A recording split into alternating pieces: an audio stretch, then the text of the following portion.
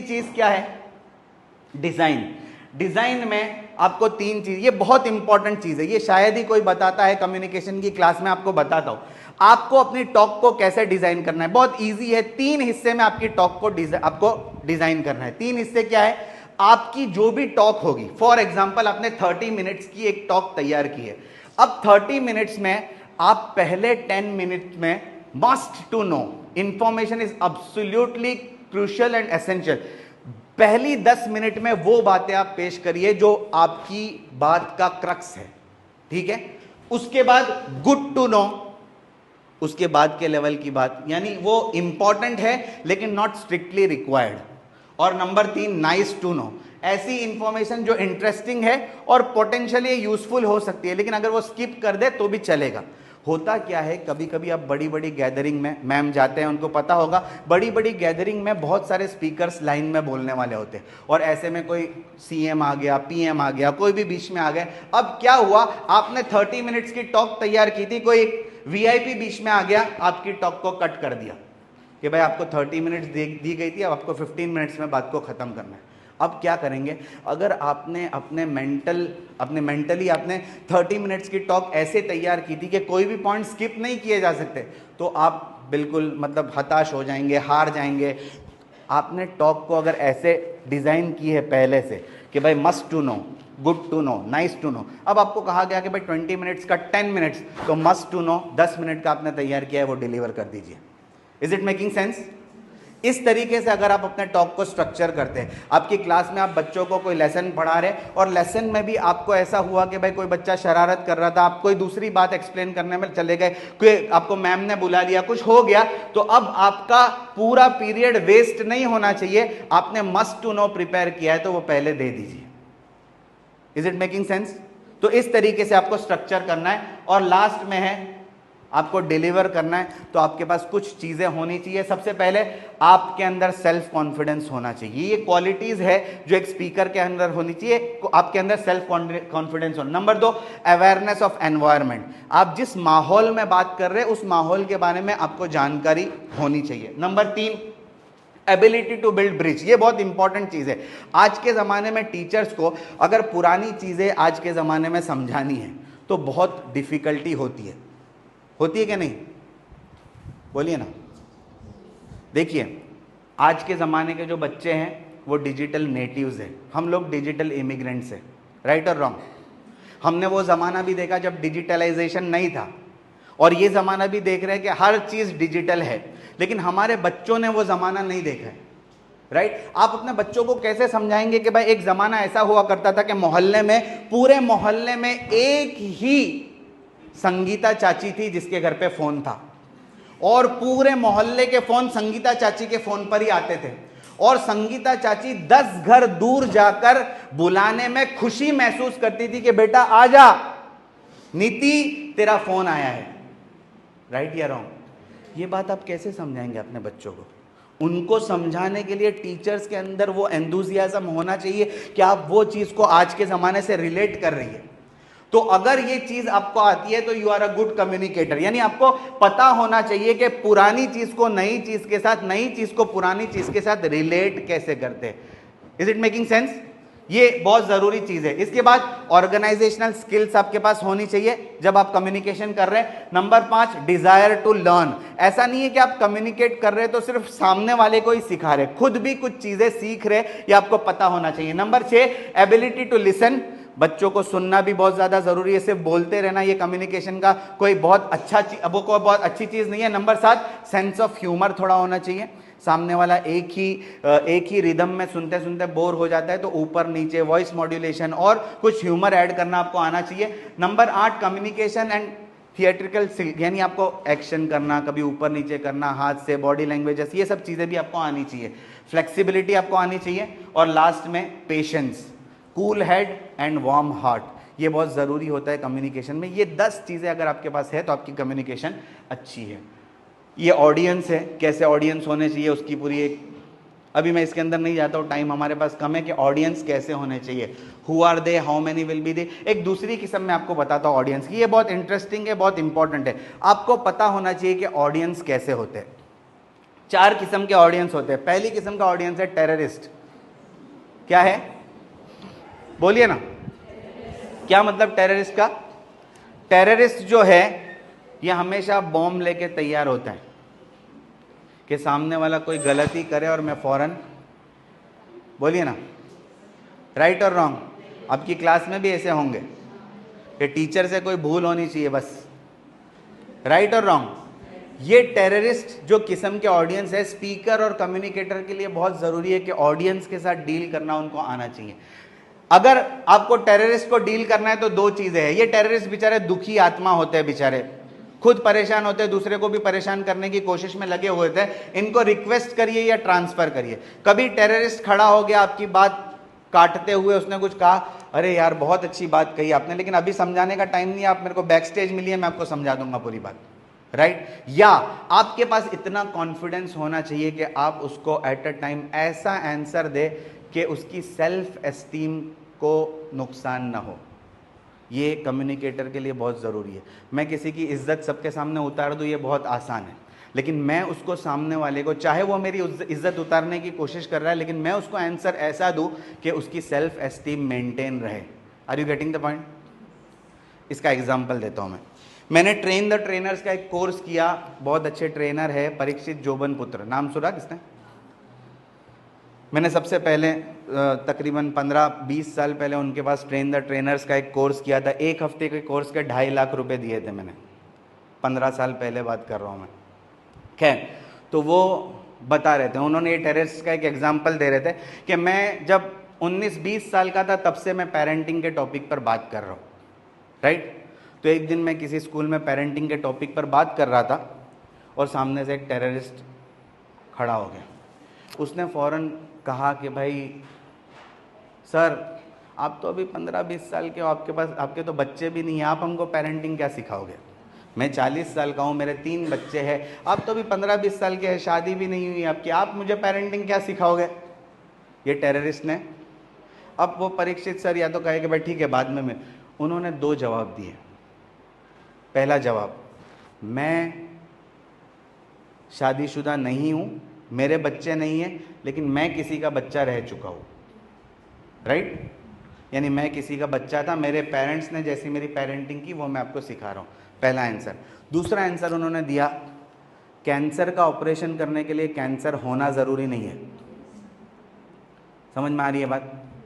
तो आपको पता होना चाहिए टेररिस्ट से कैसे डील करना। बहुत मशहूर स्टोरी है आइंस्टाइन की, सुने आपने?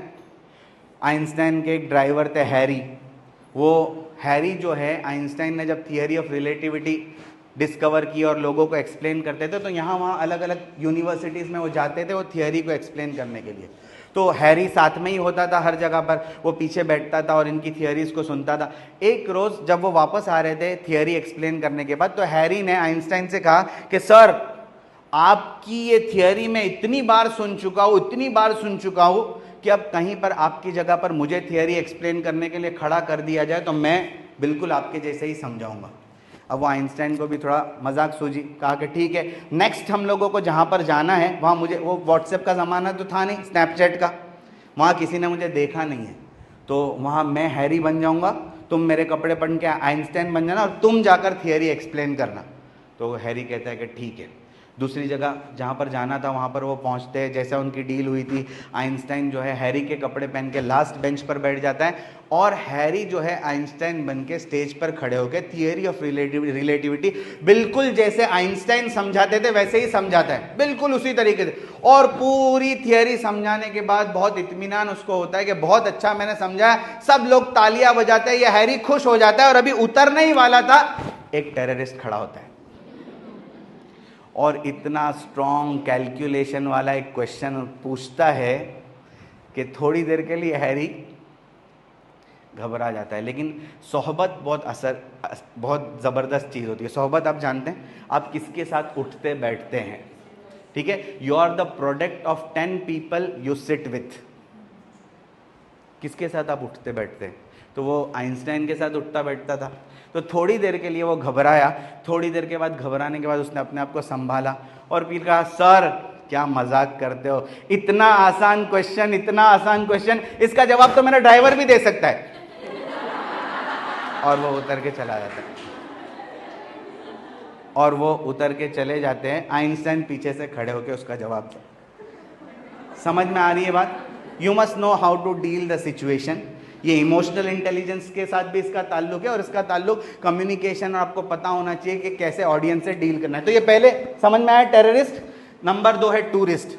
ऐसे लोग आते हैं जिनको पढ़ने लिखने से कुछ लेना देना नहीं है, सुनने से कुछ लेना, ओ मेरा दोस्त आ रहा था तो मैं भी आ गया, राइट। ऐसे लोग क्या करते हैं, अच्छे लोग जो सुनने वाले होते हैं उनको सुनने नहीं देते, तो इनको आप ट्रांसफ़र कर दीजिए, सेपरेट कर दीजिए, अलग कर दीजिए, ताकि कुछ काम हो जाए। Number 3 corporates. हम लोग बोलते हैं हमारी ज़बान में हाजी साहब, अपने इलाके के सरपंच, मुखिया, इनको भी सुनने से कुछ लेना देना नहीं होता, लेकिन गांव में या प्रोग्राम बहुत बड़ा हो रहा है तो मेरा जाना तो ज़रूरी है। अब ये लोग अटेंशन सीकर्स होते हैं, इनको जो चाहिए थोड़ा सा दे दो। क्या, अरे ये सर अपना टाइम, इतना कीमती वक्त फारिग करके यहाँ आए, इनके लिए ज़ोरदार तालियां हो जाए। एक बार उनको जो चाहिए था वो दे दो। अगर इतना आप करेंगे ना तो ये आपके आगे का काम बिगाड़ेंगे नहीं। समझ में आ रही है बात? वरना अगर आप इनको अटेंशन थोड़ा नहीं देंगे तो क्या होगा, ये आपके आगे के काम बिगाड़ देंगे। कितना भी अच्छा आप वर्कशॉप या सेमिनार करके गए, वो जाके बोलेंगे क्या बेकार आदमी था, कुछ समझ में ही नहीं आया। उनको थोड़ा जो चाहिए था वो दे दिया, तो उनको नहीं समझ में आया तो भी बहुत वाह वाह करके आपकी बात को समझेंगे। तो ये बहुत ज़रूरी होता है। Last, learners. ये मेन लोग हैं आपके ऑडियंस में जो सही माने में कुछ सीखने और समझने आए। आपका 100% अटेंशन इनके ऊपर होना चाहिए। तो ये कुछ टाइप्स ऑफ ऑडियंस मैंने आपको समझाया जब आप प्रेजेंटेशन के लिए जा रहे हैं, या इसको आप अपनी क्लास में भी इंप्लीमेंट करिए। क्लास में भी इस किस्म के लोग होते हैं, बच्चे होते हैं, आपको कैसे उनको अलग अलग करना है ये आपको पता होना चाहिए। कम्युनिकेशन 7% वर्ड्स है, 38% पैरालिंग्विस्टिक है। पैरालिंग्विस्टिक का क्या माना है, आपका एसेंट, टोन, वॉइस मॉड्यूलेशन, ये सब चीजें 38% है, और 55% आपका बॉडी लैंग्वेज है। आप बात करते हुए क्या जेस्चर्स यूज करते हैं, आपके आई कॉन्टेक्ट कैसे है, ये बहुत ज्यादा इंपॉर्टेंट है कम्युनिकेशन में। मैटर ऑफ पॉज, कम्युनिकेशन में एक बहुत इंपॉर्टेंट चीज है मैटर ऑफ पॉज। आप बात कहां से शुरू करते, कहां रोकते, कहां खत्म करते। एक ही सेंटेंस है, लेकिन आप उस पॉज कहां करते हैं, उसकी वजह से मतलब पूरा बदल जाता है।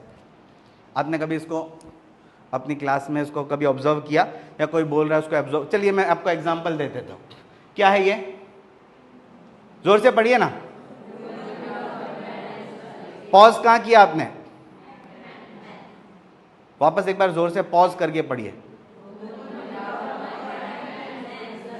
Woman without her man is nothing. क्या मतलब,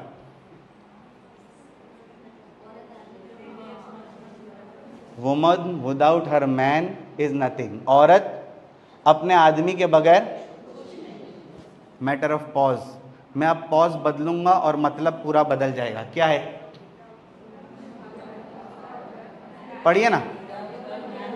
woman without her, is it making sense?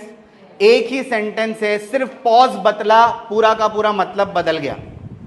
तो ये पॉज भी आपके कम्युनिकेशन में बहुत इंपॉर्टेंट। बोलिए ना, आप लोग समझ नहीं रहे थे, राइट? चलिए, तो ये मैटर ऑफ पॉज है। हिंदी वाले नाराज मत होइए, हिंदी में भी मैं एग्जांपल दे देता हूं। एक आदमी अपनी बीवी के साथ पानी पूरी खाने गया।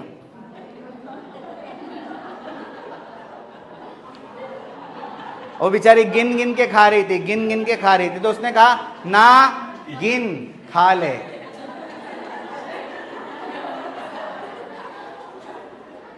नागिन खा ले।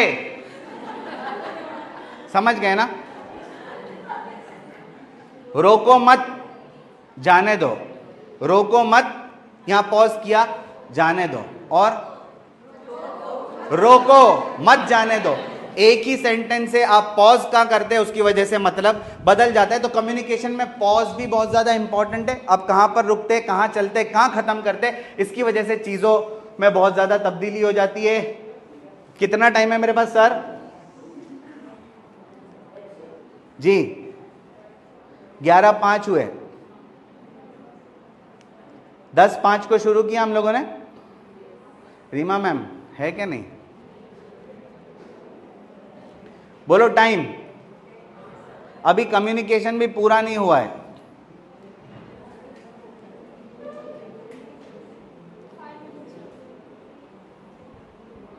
कितनी देर है सर? जिग्नेश सर है?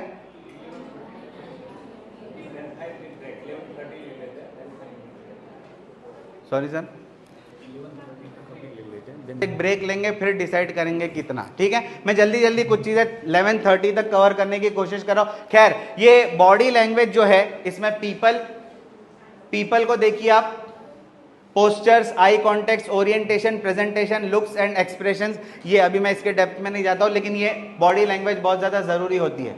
अभी ये आवाज नहीं आ रहा, ये भी देखिएगा आप, बहुत अच्छा है ये, आपने देखा होगा किसी ने।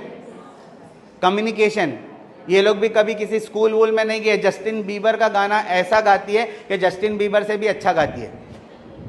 खैर चलिए, ये भी dos and don'ts of verbal communication, 4 किस्म के कम्युनिकेशन है, verbal, non verbal, written and non verbal, visual and written. तो खैर इसके डूज एंड डोंट्स है, अभी इसको भी मैं स्किप करता हूं।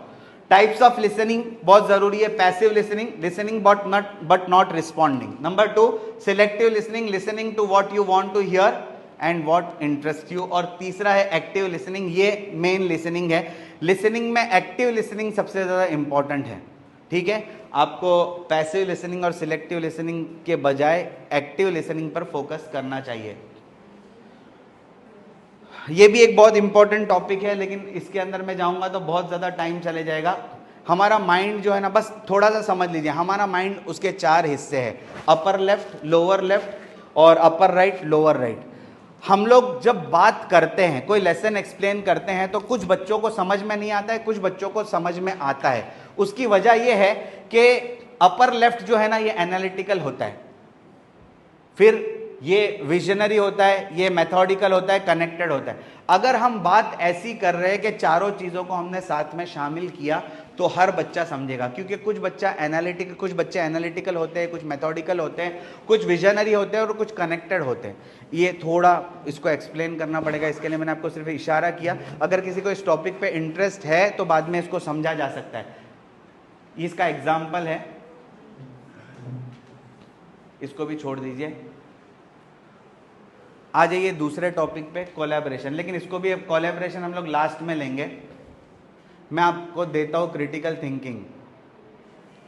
क्रिटिकल थिंकिंग बहुत इंपॉर्टेंट टॉपिक है, बहुत ज़रूरी होता है किस तरीके से आप इसको करते हैं। ये इसकी एक एक्सरसाइज से हम लोग शुरू करते हैं, 9 डॉट्स। आपने की किसी ने ये एक्सरसाइज कभी? चलो देखते हैं। गूगल बाबा का इस्तेमाल नहीं करना। आपको पता है इसमें क्या करना है? अपना अपना पेज निकालिए, ये 9 डॉट्स बनाइए। आपको 4 लाइन से 9 डॉट्स को कनेक्ट करना है। कोई भी लाइन डबल नहीं होनी चाहिए और एक के ऊपर एक लाइन नहीं बननी चाहिए। जल्दी प्लीज, 9 डॉट्स को 4 लाइन से कनेक्ट करना है। किसी को बताइए मत, मैम बंद करके रखिए, मैं देख लेता हूं आपका। 4 लाइन से 9 डॉट्स को कनेक्ट करना है। कोई लाइन डबल नहीं होनी चाहिए, एक के ऊपर एक लाइन नहीं होनी चाहिए। इसके अलावा कुछ भी कर सकते हैं आप। जी मैम बताइए, आपका किसका हो गया?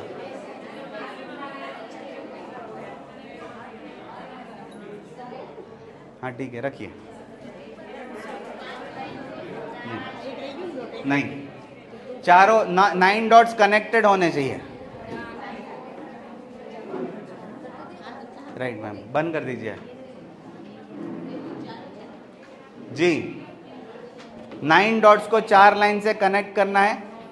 नहीं, 4 लाइन से ज्यादा नहीं होनी चाहिए। नहीं नहीं,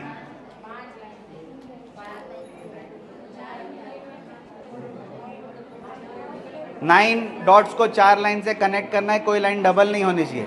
नहीं मैम, हाथ उठाना नहीं है।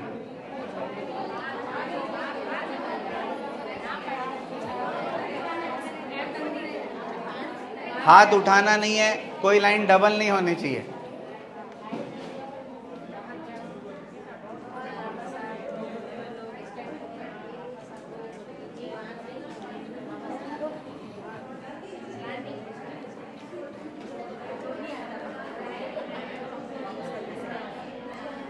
नहीं हो रहा मैम।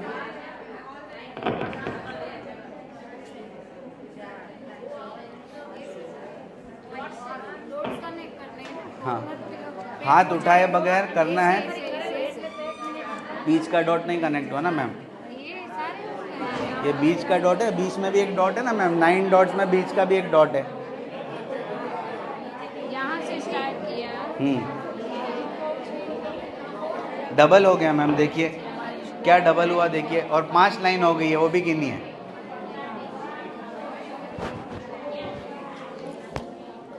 जी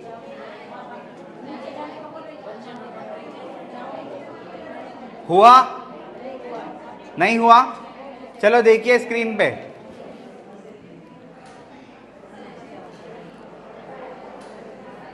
बस चलेगा। स्क्रीन पे देखिए,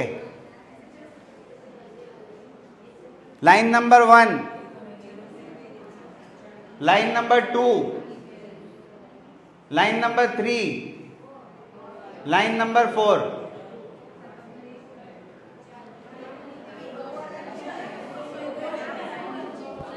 क्या हुआ?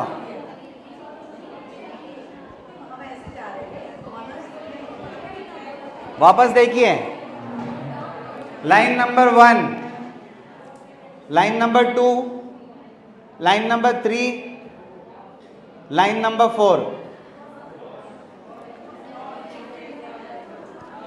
क्रिटिकल थिंकिंग का एक दूसरा नाम है out of the box thinking. ये ही है वो out of the box thinking. Out of the box यानी अगर आपको सॉल्यूशन चाहिए तो बहुत सारी मर्तबा आपको आउट ऑफ द बॉक्स जाना पड़ेगा। हर सॉल्यूशन आपको बॉक्स के अंदर नहीं मिलेगा। चलिए मैम, हो गया।